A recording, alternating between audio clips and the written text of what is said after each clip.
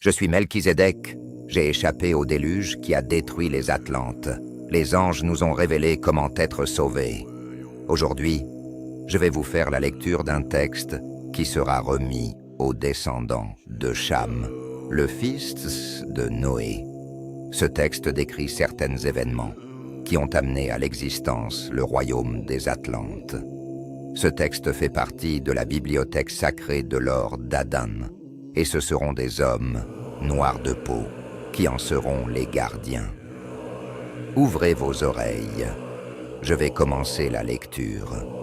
Dans ces jours, les enfants humains se multiplièrent et il leur naquirent des filles belles et attrayantes. Et les anges, ces fils du ciel, eurent du désir en les voyant et se dirent les uns les autres: allons choisir parmi les filles des humains pour engendrer notre descendance. Je doute que vous ne puissiez faire ce grand péché que je serai le seul à payer, leur dit Shemihaza, leur chef. Faisons tous le serment d'exécuter ce plan jusqu'au bout sans en changer, lui répondirent-ils tous, et jurons-nous réciproquement des malédictions. Ils jurèrent tous ensemble et y attachèrent des malheurs réciproques.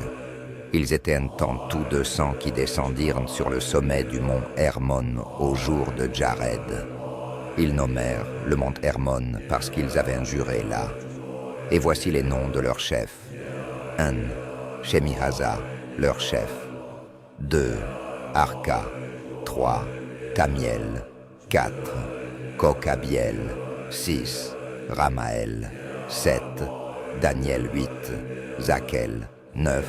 Barakel. 10. Azazel. 11. Hermiel. 12.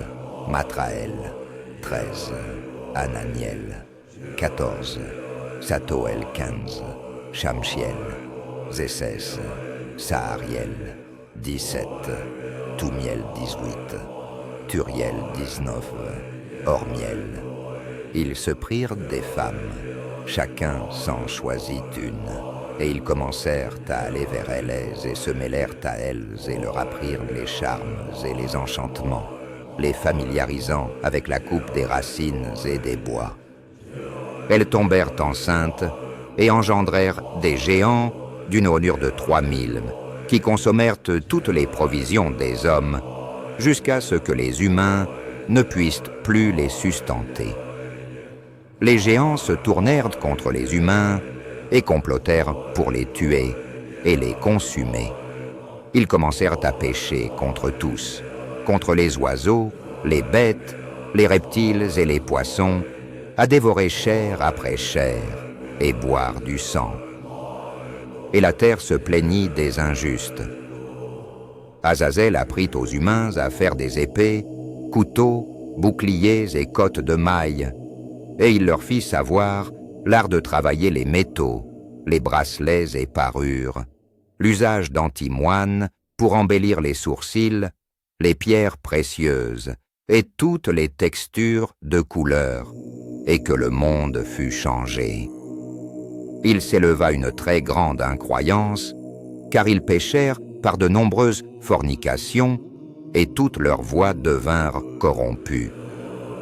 Zakel enseigna à tous les enchanteurs, Arka les signes de la terre, coupes de racines, Hermiel la résolution des enchantements, Barakel les astrologues, Kokabil les signes, Tamiel enseigna l'astrologie, et Sahariel le cours de la lune.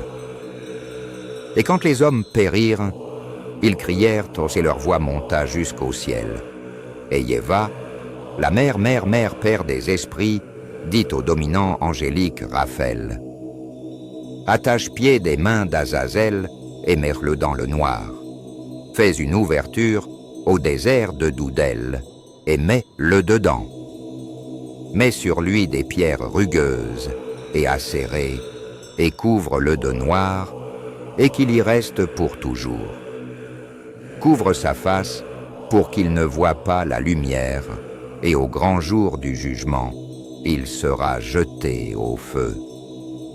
Guéris la terre, annonce la guérison de la terre que les anges ont corrompue, car je guérirai la terre et les enfants humains ne périront pas tous à cause des secrets que les vigiles ont révélés et enseignés à leurs fils. La terre entière a été corrompue à travers les enseignements malfaisants d'Azazel. À lui incombent tous les péchés.